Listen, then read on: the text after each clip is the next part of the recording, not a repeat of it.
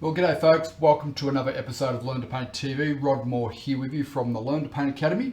And today we're going to do a really fun little painting, which is a scene, a landscape scene with some cows in it that I took when I was up in Maleny recently. So let me show you the photo. I think you'll enjoy this one. So there you go, there's half a dozen little cows there. We might edit out one or two of the cows.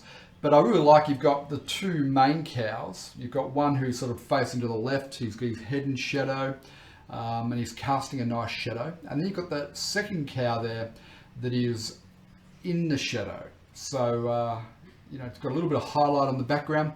We've got the nice strong foreground with a really warm colour and that sunlight beating through there. We've got that foreground interest where we've got a little bit of shadow there as well. And then you've got that middle distance row of trees. And then we've got some interest out into the distance there with that sort of bluey grey hill way off in the distance. Okay, so I've got a 12 by 16 inch board up here that we're going to paint on. And it's not exactly the same format as the photo. It's close, but not exactly the same. So we're going to have to take that into account. So I've started with step one drawing. So we need to get a dark. So we'll mix up our blue and our red. And get our, just a basic dark. It doesn't have to be anything too special.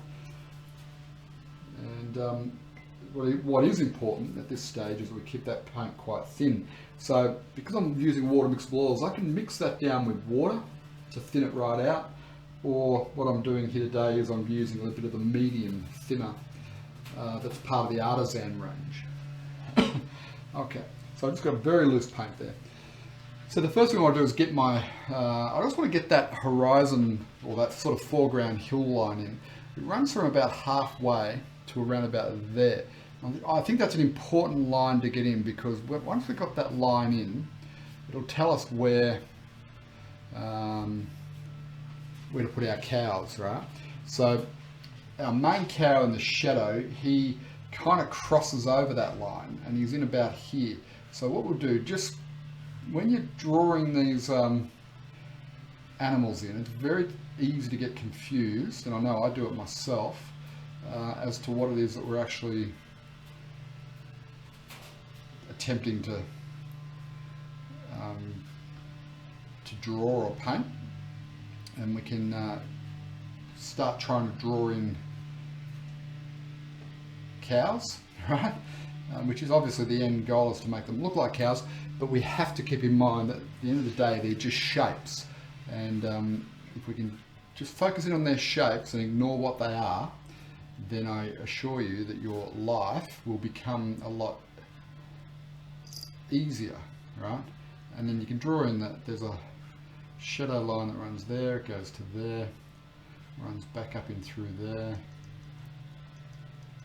it's got a bit more body under there, and his head there.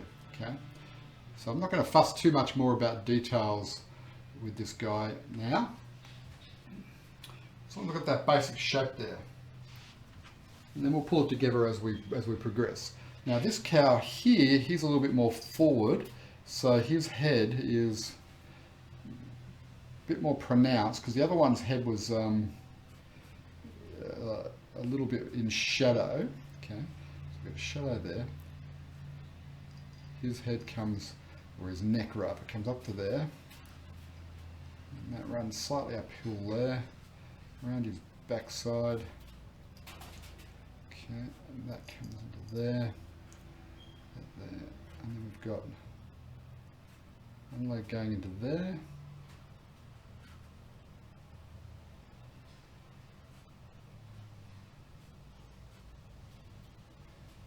That head's probably coming a little bit more forward there. One leg coming into there, we've got one leg crossing that there, and that's probably a little bit more belly there. So he's got shadow down that side, half of his face there, and up into here, in his belly there. Okay, so that's roughly, and I've got them sort of, this one's slightly bigger than that one, which is what we want. And then do we put all the other cows in? I don't know that we do. I think we've got a cow that these couple in the back here, which are probably good to put in. That one's got his backside to us, right? These two are probably good to put in because they connect with this shape here. Okay, let's get his head kind of there.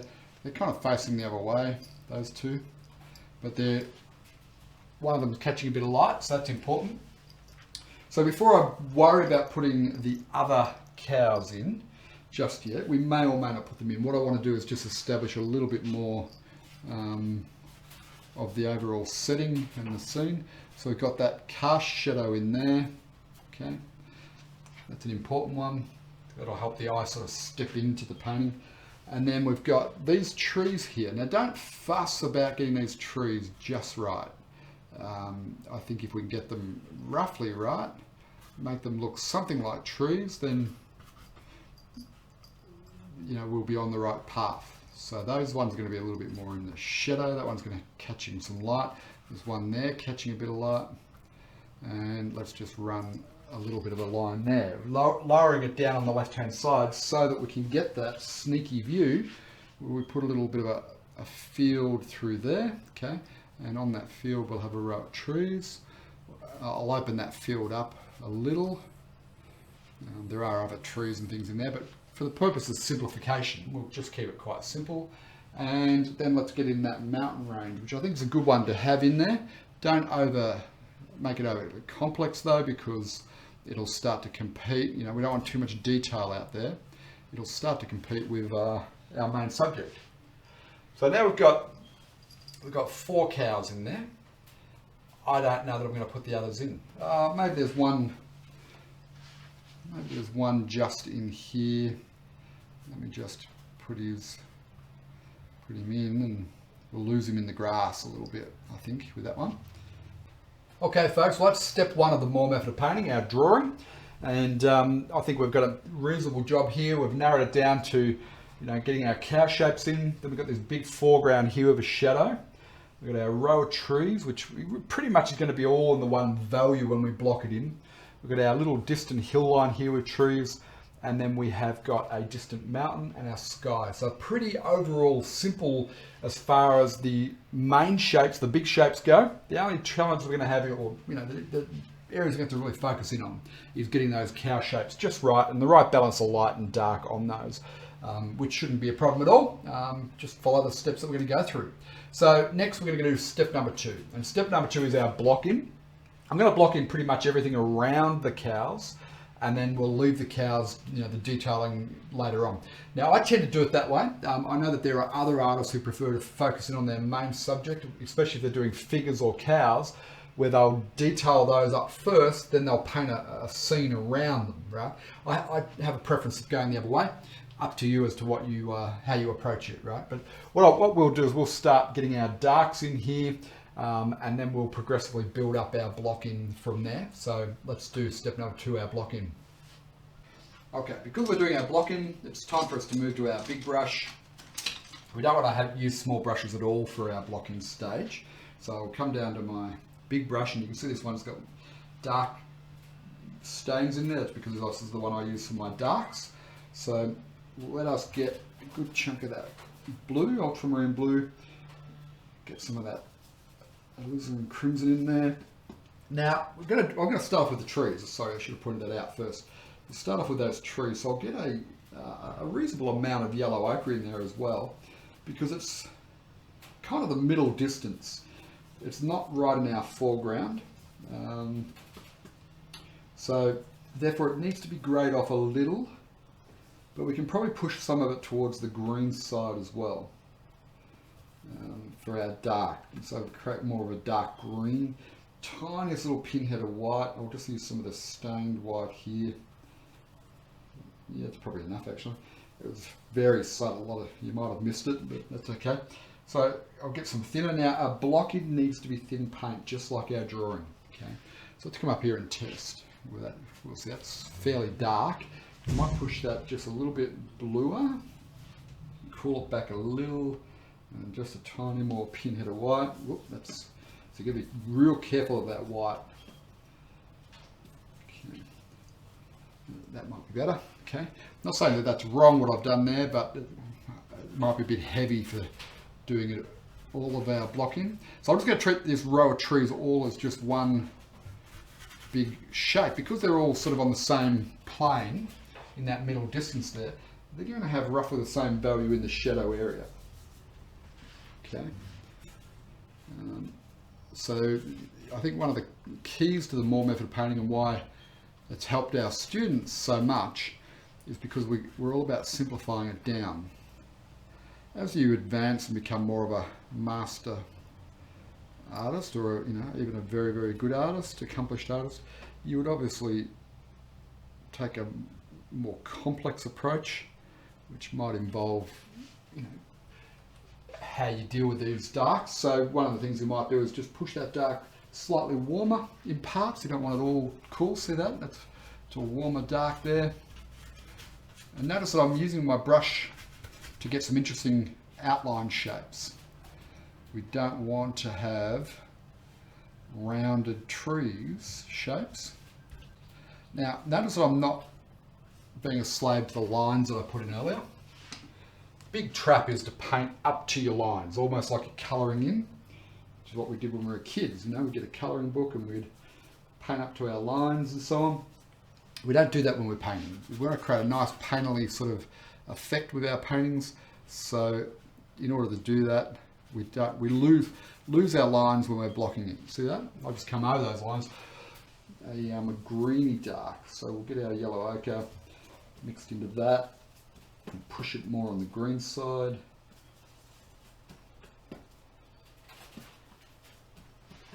Okay. Get a little bit warmer, a little touch more red. And let's just get in a shadow there. It's sort of dappled light, broken up light, so we'll need to add some other tones and things in to it later. So now we know we've got a little row of trees out the back here. So I'll just mix up a cooler lighter dark. Okay, get plenty of white into that. That's obviously too much, so then we'll add a bit of blue back, a bit of alizarin crimson. Okay, a little touch darker than that, because this little row of trees here is a darker value than that mountain at the back. So I don't want to make them too light, because I need to be able to create the recession back to, that's not bad there. You can see how it's quite a bit lighter than what we've already just put in. So I'll just create a little row of trees there. And notice the edges there, I've made a bit of variety. There's a fair bit of thinner in that. I'm sort of pushing it out of the brush to get it back into that mix.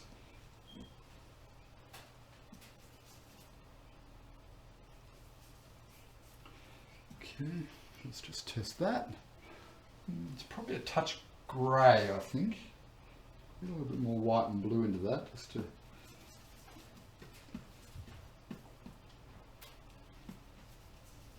it's always important to, when you mix it up down on the palette here, which by the way, a lot of the success of painting happens on the palette rather than up on the board.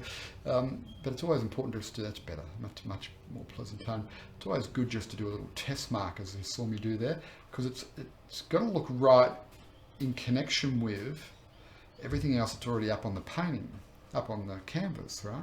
So you may think you've mixed the right tone or the right colour, but then as soon as you place it against the objects that are already on the canvas, it may not look like it's going to work. So you do a little test mark. If you're happy with it, then proceed. If you're not, then keep mixing. The contrast between the background mountain here and here, this row of trees, is not that great. They're fairly similar in value, right? But when you come up to this section here and you contrast that against the dark of the trees here, you can see that there's a definite jump in there. Now what I'm going to do, I'm going to take some of that blue, because there is just a little hint of it, of those mountains, just sneaking in through between those trees. Now I don't know how we'll resolve that later on, but I'll put a note of it there, and maybe we don't worry about it, but maybe we do. Okay, we'll get a little pin of the red, a little pin of the yellow ochre. Okay, mix those together. So we'll warm up this sky a bit. It's probably too much, so get a chunk of that white. Okay, so you can see that's much thicker paint, isn't it? Now we'll just use a tiniest little bit of thinner in there, but big chunky pieces of paint. See that there? Okay.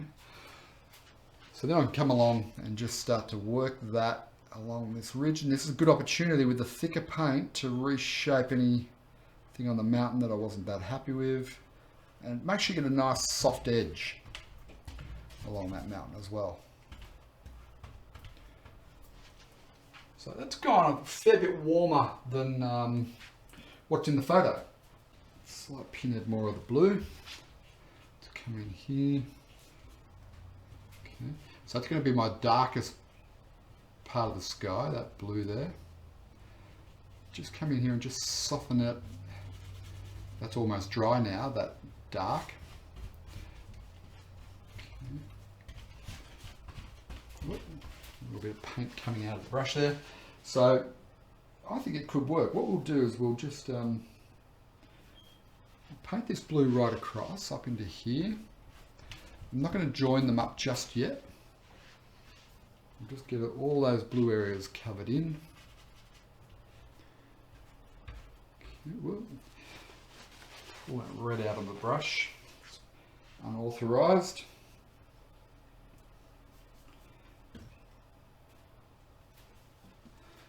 Okay, let's just come in here, soften in those edges there. Don't worry if it gets a little bit blurry or a little bit dirty along there. If you get too much of that dark in your brush, then just grab a bit of paper towel and pull it out.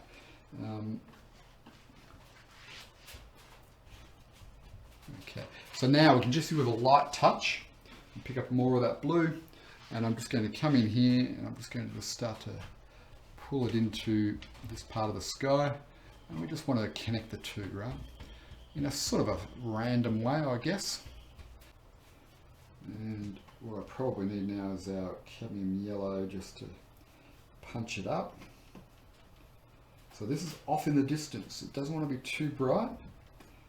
Okay, let's test that. Even though in the photo it looks quite bright, but we're trying to create an illusion of depth and aerial perspective. So we can't go too bright with this field here.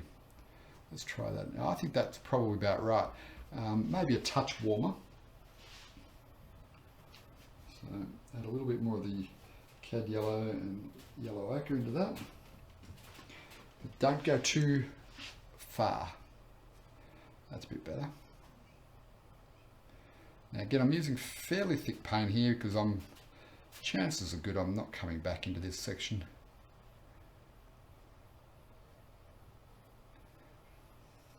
Getting a bit closer, a little pinhead of the alizarin crimson just to keep it honest. Okay, that's closer there. I'll use a touch of thinner just to help the paint move. Let's try that. Let's try that around the cow there. And I think that's not a bad tone. Could be a little bit yellower. So we'll get a little bit more yellow in there. But we want a bit of variety in this as well, so don't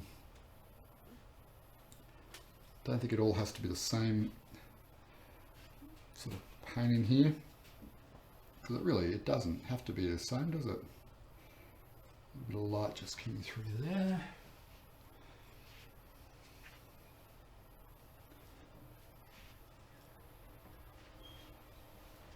And I'm going to vary my brush marks up here as well. I don't want to have just flat grid sort of painting. That's nice, got a bit of yellow ochre come out there.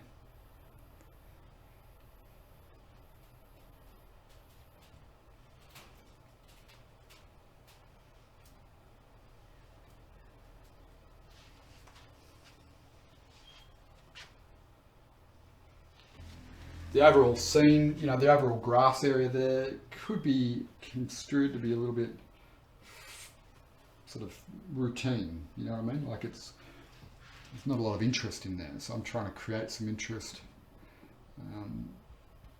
just with different, mixing up the colour and the tone, but also mixing up my brush strokes. And notice that the greens in here, the tones is much stronger than out the back there, which is what, of course, we would want to create that sense of depth.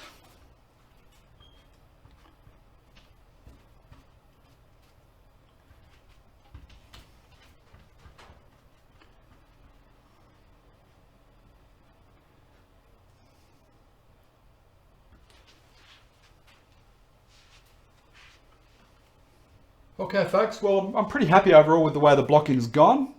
I think we're on track and it's going to make for a really nice little painting. We'll come back in and we'll start to detail up these cows, obviously will be an important next step, and then a bit of work into the trees and the mountain and the grasses, and then we'll have a finished painting. And I think you can see we're taking out what is a fairly complex scene when you first look at it, and we're just breaking it down into basic elements, basic shapes, and then we'll start to put a bit of life and detail into those basic shapes. And you'll see that this painting will come to life in no time. It'd be a great one to have a go at and follow the steps, and I'm pretty sure that you will be pleased with the outcome. All right, so here's the thing, we're finished step 1 and step 2. I want to let this just dry off and what we call tack off with oil paint. If you're using acrylics, you want this to be bone dry before you come in to step 3. So I recommend, an hour's break.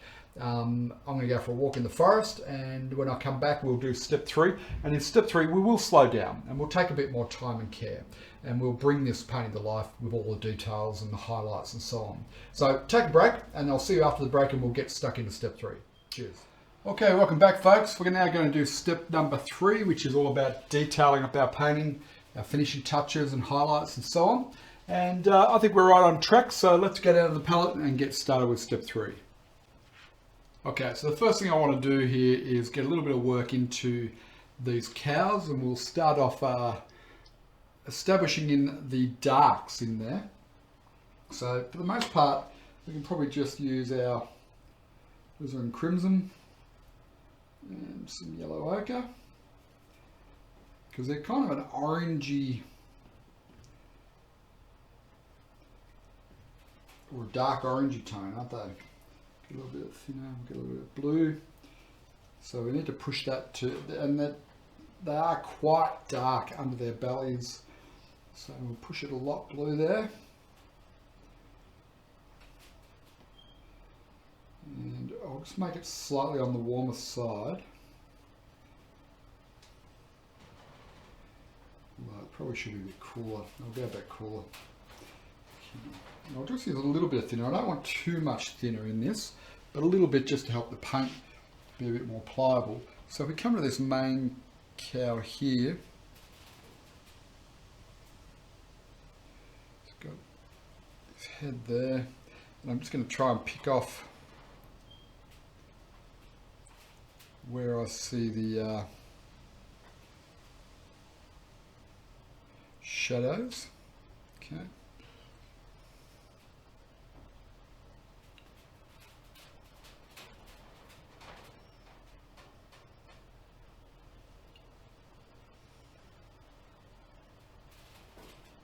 You've got to be patient with this and just work your way through it.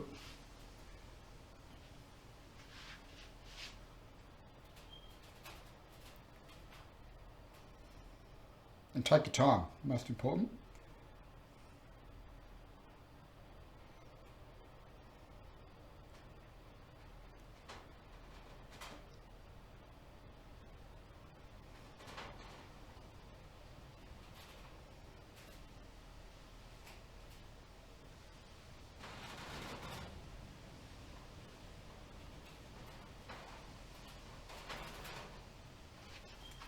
Okay, so he's in a fair bit of light, this guy, which is good, because in our other cows in a lot less light, so it was a great opportunity for this photo.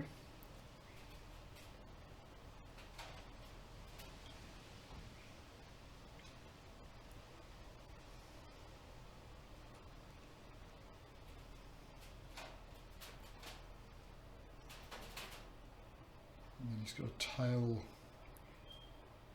hanging down there. I just need to tidy it up a little bit.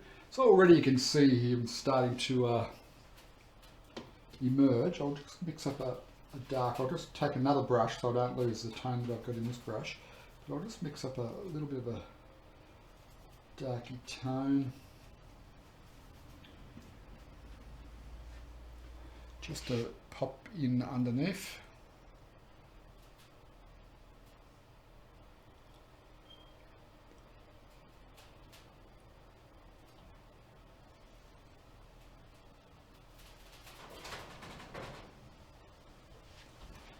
I can always tidy that up with some grass around it. I'll just smudge those edges in a little bit here and there.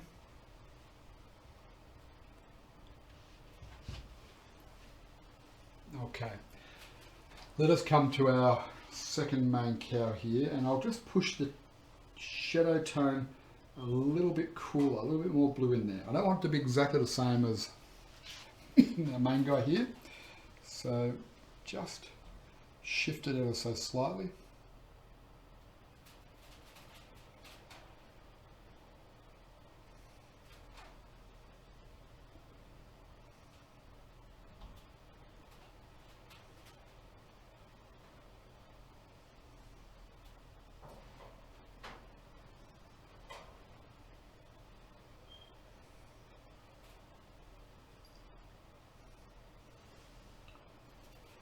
So that part of his neck there is actually in light, so to be mindful of that.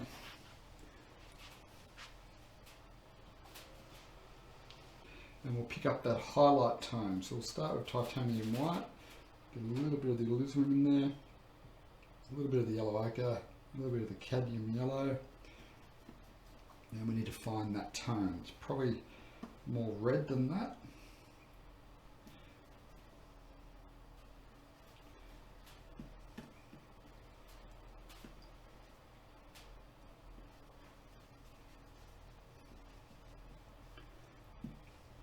Pretty fiery. Pop a little bit more cadmium yellow light into that. Perhaps just slightly lighter. Let's just test that.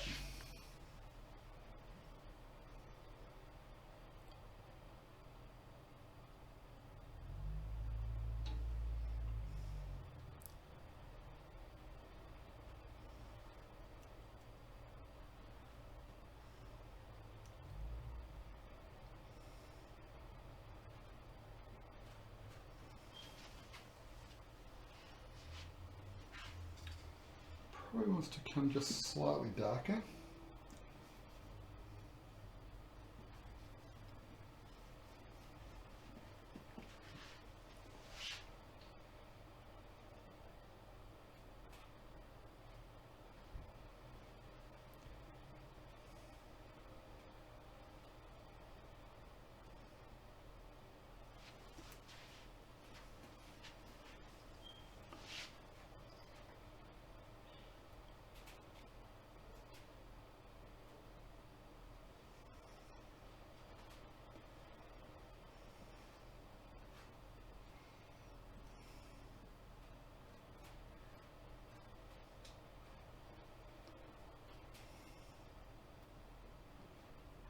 That's sort of a better tone there, I feel now, than what we had before.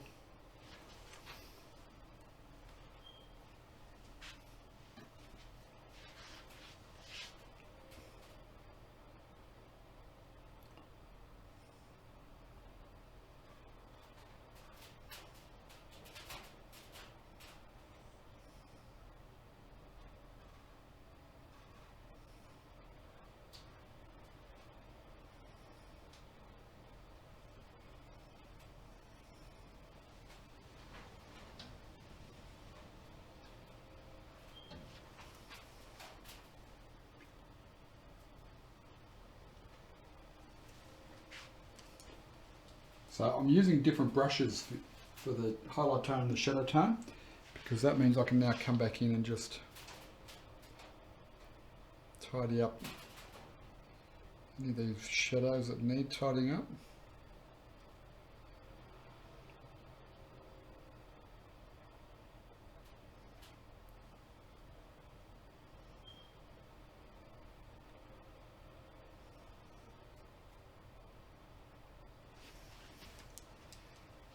to get back into that grass and just tighten up around some of those shapes.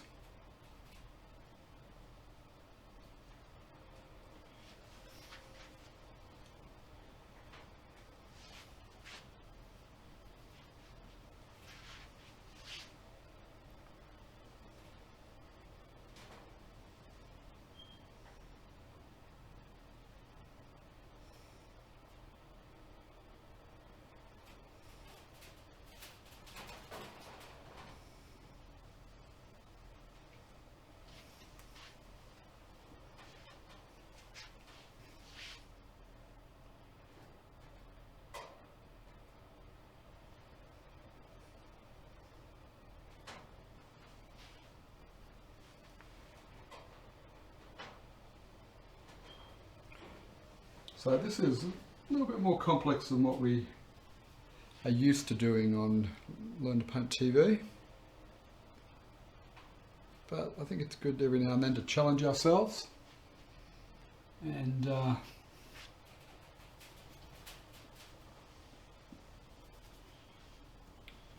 learn new skills with what we're doing here.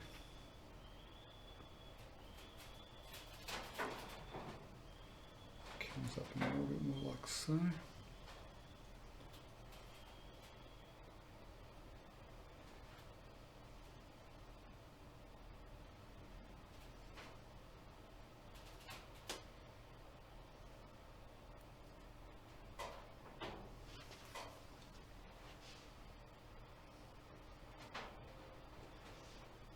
Okay, now let's get the lighter tone on this other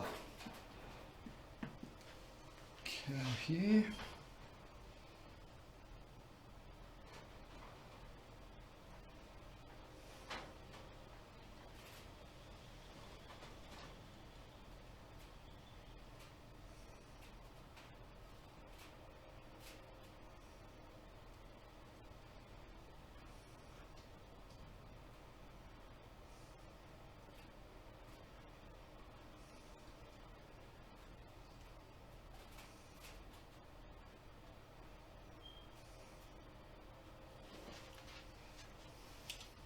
We'll go for a darker green first. Pinhead of red in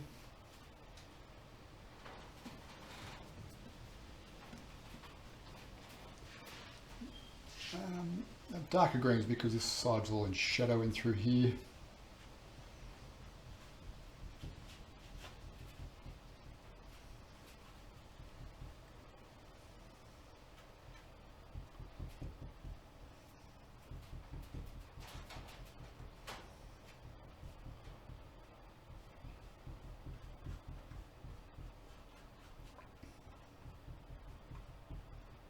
Careful I don't leave a halo around those cows if I can avoid it.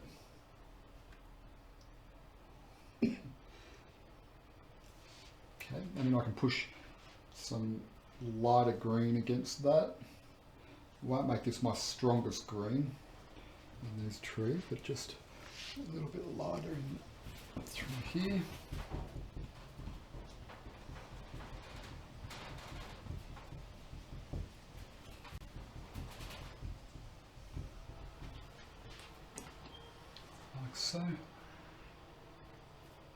So our lightest green, let's just punch that in. So we'll get more of that cadmium yellow light and get a little touch of the viridian.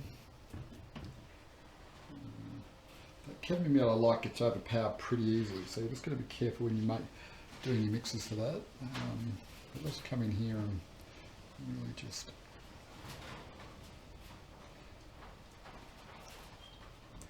the key to getting nice colour and rich tone in there is not to overwork it. See, I'm just putting the brush there and trying to make one or two marks.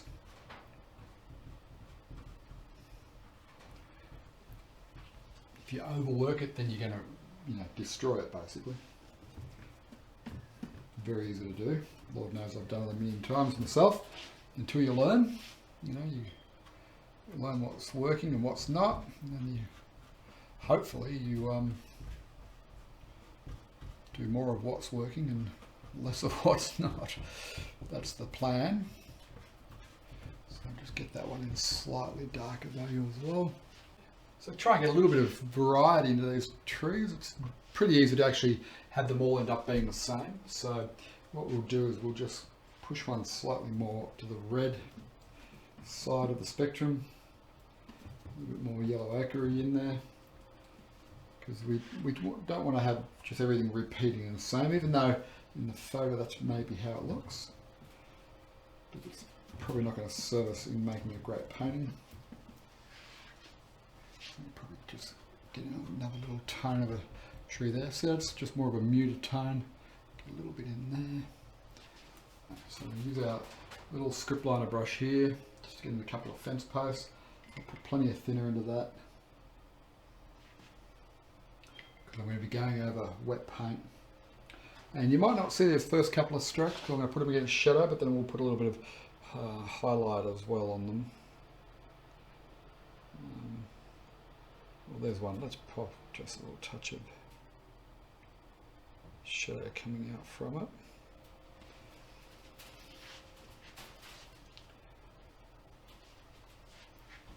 And we'll pop another one here. Maybe a broken, rickety one there and there. And we don't have to do much with these fence posts. Just a little indication, I think it's important. So I'll get a bit of white, but I'll mix that white against a grey tone just to stop it being too bright. Okay, so that just greys it back a bit, and I'll just use something I had on the palette there. Let's come in here and go.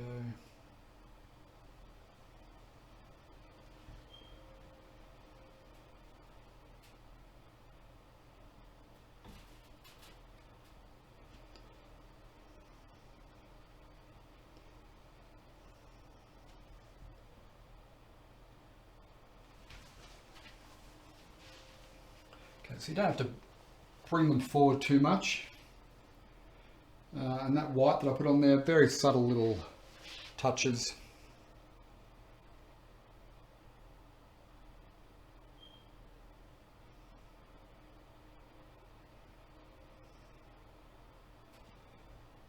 And then I don't really want to extend that too much more past there, because it puts our cow outside of our field there, really, doesn't it? Not to worry, they get out sometimes. Maybe if I run the fence down broken there like that.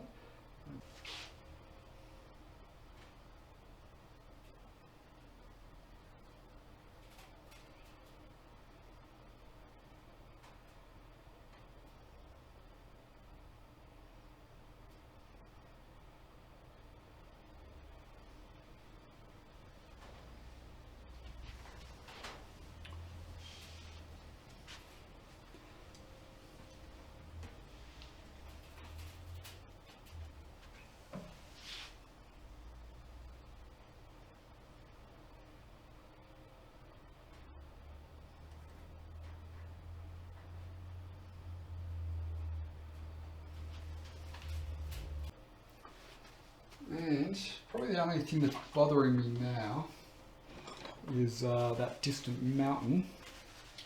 I feel that's just a little too dark and it needs some highlight tones. So I'm going to do a bit of white and a bit of blue, a bit of yellow ochre into that.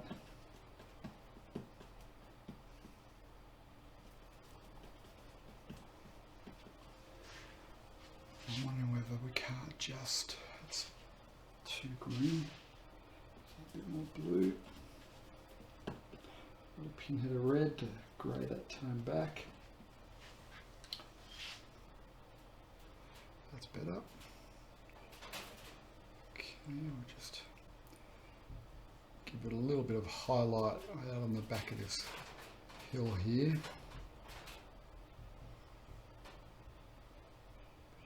Through there it sort of gives a shadow.